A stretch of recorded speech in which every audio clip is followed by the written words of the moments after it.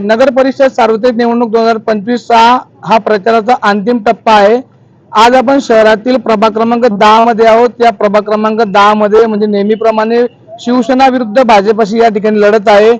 या प्रभागामध्ये माजी नगरसेवक म्हणून संजय नाना वाघ यांचं या ठिकाणी नेतृत्व होतं। या नेतृत्वानंतर आता सध्या भारतीय जनता पार्टीच्या माध्यमातून त्यांचे पुत्र शांत संयमी अभ्यासू व्यक्तिमत्व म्हणून त्यांची ओळख आहे। त्यांना या ठिकाणी उमेदवारी देण्यात आली। आपण त्यांच्याशी बोलणार आहोत।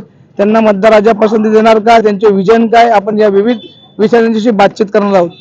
दादा स्वागत आहे मधुर खानदेशमध्ये। नमस्कार। काय सांगशील, युवा मतदार, राजकीय वारसा, पहिल्यांदा तुझी उमेदवारी आहे, काय सांगशील?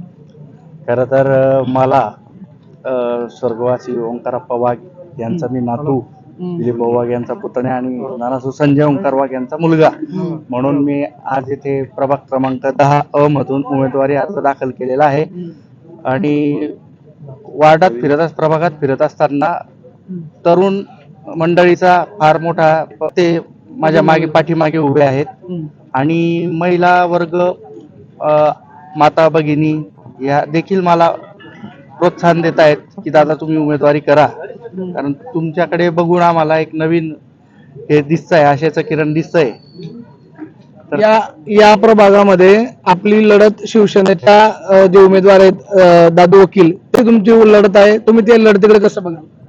नाही, मी नक्कीच ही लढत जी आहे ती एक स्पोर्ट्समॅनशिप ज्याला आपण म्हणू शकतो। दादू भाऊ माझ्या मोठ्या भावाप्रमाणेच आहे, नंदू भाऊ देखील माझ्या मोठ्या भावाप्रमाणे आहे। मी स्पोर्ट्समॅनशिप म्हणून मी ती लढत स्वीकारली। या ठिकाणी आपले विजन काय? आपण प्रभागामध्ये लोकप्रतिनिधी म्हणून जर निवडून आला तर या प्रभागामध्ये विशेष काय कराल? सर्वप्रथम आता पूर्ण पाचोरा शहरात बघायला गेलं तर सर्वात मोठी समस्या ही पाणी पुरवठ्याची आहे।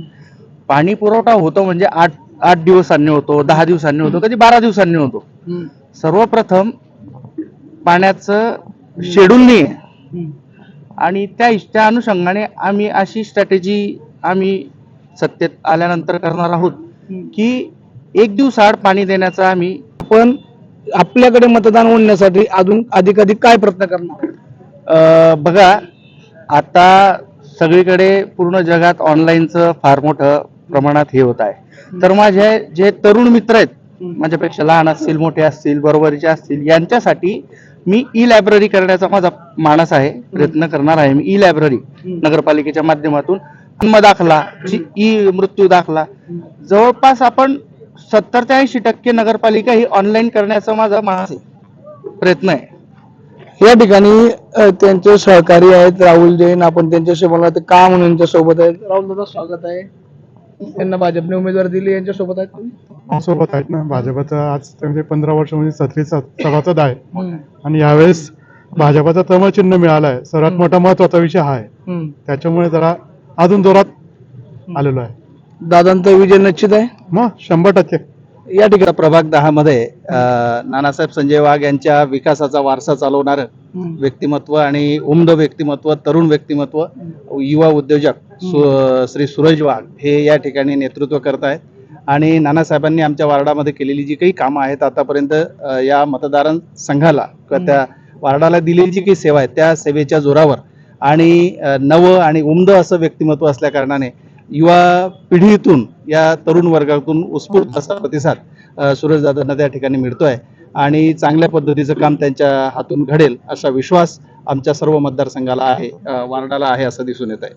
आपण मतदारसंघातील आपल्या सर्व परिचित लोकांना काय म्हणतो की श्री सूरज संजय वाघ आणि त्यांच्या समवेतच असणाऱ्या सीमा समाधान पाटील या दोघंही उमेदवारांना आपण अधिकाधिक मतांनी विजयी करावं असं आवाहन या माध्यमातून मी करतो, की कारण त्यांनी नानासाहेबांचा पूर्वीपासूनचा वार्ड असल्या कारणाने त्यांनी जे काही विकासाचं व्हिजन दिलेलं आहे ते सुरेशदादांपर्यंतही पोहोचलेलं आहे आणि आप्पासाहेबांचा वारसा या ठिकाणी आहे आणि त्या निमित्ताने त्या वार्डातील जी काही मतदार आहे ते त्यांच्या संपूर्णपणे पाठीशी राहतील असा विश्वास मला या निमित्ताने वाटतो। आपल्या सोबत भारतीय जनता पार्टीचे युवा मोर्चाचे पदाधिकारी आहेत। त्यांचं भारतीय जनता पार्टीच्या माध्यमातून विविध शिबिर, आंदोलने, कार्यक्रम, निवेदन, शेतकऱ्यांसाठी काहीतरी जे पण काही असलं त्यामध्ये नेहमी सक्रिय असतात। अमोल शिंदे यांचे कट्टर समर्थक ते मानले जातात। आपण त्यांच्याशी बोलणार आहोत। काय सांगशील? ही निवडणूक प्रतिष्ठेची निवडणूक जाते. आपल्याला मागील 2 वेळा आपल्याला पराभव मिळाला आहे. यावेळेस कमळ चिन्ह आपल्याकडे, काय सांगशील? यावेळेस आमचे भारताचे पंतप्रधान माननीय नरेंद्रजी मोदी यांनी जो संकल्प केलेला आहे की युवांनी या राजकारणामध्ये या ठिकाणी आलं पाहिजे आणि या ठिकाणी अधिकाधिक अधिक आपण या ठिकाणी बघितलं असेल की पाचोरा शहरामध्ये भारतीय जनता पार्टीच्या माध्यमातून युवकांना चांगली संधी या ठिकाणी दिली गेलेली आहे आणि युवक या ठिकाणी राजकारणामध्ये आला पाहिजे म्हणून एक युवकांमधून प्रभाग क्रमांक 10 मध्ये सूर्यदादा यांच्याकडे आम्ही या ठिकाणी बघतोय आणि येणाऱ्या काळामध्ये 10 नंबरची जी निवडणूक आपण म्हणतात प्रतिष्ठेची या ठिकाणी झालेली आहे. नक्कीच भारतीय जनता पार्टीचा या ठिकाणी विजय होणार आहे. 6 नंबर 8 नंबर वॉर्ड हा जोडून आहे या ठिकाणी, परंतु लोकशाहीमध्ये कधीही आपण विरोधी पक्षाची कामं दाखवण्याचा प्रयत्न या ठिकाणी मला वाटतं देशभरात कधी झालेला दिसला नाही. बीजेपी मागील काळात विरोधी पक्षात होती, आता सत्तेत आहे. आता काँग्रेस विरोधी पक्ष आहे, तरी बीजेपीनं त्यांचे कुठलेही कामं अडवण्याचं काम केलं नाही. परंतु या प्रभागामध्ये प्रामुख्याने मला नमूद करावं लागतं की मागील 4 वर्षापासून रस्त्याची कामं तुम्ही बघितलेली असतील, लोक अक्षरशः कंटाळलेले होते. नानासाहेबांनी अनेक वेळेस आंदोलनं केली त्या ठिकाणी, नगरपालिकेमध्ये त्या ठिकाणी धरणं आंदोलन केलं, मीडियाला त्या ठिकाणी बोलवलं आणि आमचे काम का थांबलेले आहेत, का मंजूर होत नाही, यासाठी खूप परिश्रम घेतले. आणि तेव्हा कुठे आता जेव्हा जेव्हा निवडणूक जवळ आली त्यावेळेस हे काम करण्याचा प्रयत्न या ठिकाणी सत्ताधारी पक्षाने केलेला आहे.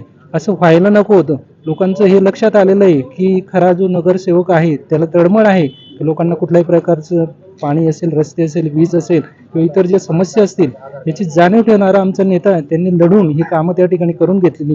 परंतु काही कामांच्या बाबतीत जर त्या ठिकाणी बोलायचं झालं तर ही ज्याला निकृष्ट दर्जापेक्षाही खालच्या दर्जाची आपण म्हणू शकतो अशी कामं या प्रभागामध्ये नाहीच, पण पूर्ण पाचोरा तालुक्यात झालेली दिसतात. ज्याला त्याला सूट कामं वाटण्याचा प्रयत्न त्या ठिकाणी झालेला दिसतोय आणि ती कामं त्या ठिकाणी जी 100% चांगल्या प्रकारची व्हायला पाहिजे होती अशा सत्ताधाऱ्यांकडून या ठिकाणी झालेली दिसत नाही.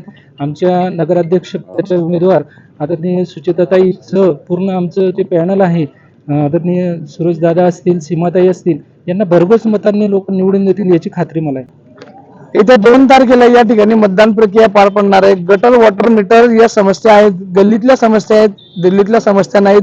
गल्लीतल्या समस्या या प्रभागातील लोकप्रतिनिधी सोडवल्या पाहिजे. या ठिकाणी नगरसेवक म्हणून निवडून आपण त्यासाठी देतो. तर येणाऱ्या 2 तारखेला निवडणूक प्रक्रिया पार पडणार आहे. या ठिकाणी आमदार किशोर पाटील यांच्या विकास कामांच्या मुद्द्यावरती या ठिकाणी निवडणूकडे जात आहे. या ठिकाणी त्यांना पुन्हा पसंती मिळणार की कमळ फुलणार याकडे सर्वांचं लक्ष लागून राहिलं आहे. आपण नक्कीच पुढच्या व्हिडिओत भेटूया. तोपर्यंत जय हिंद, जय महाराष्ट्र. कॅमेरामॅन प्रवीण बोरसे सोबत राहुल महाजन, पाचोरा, जळगाव.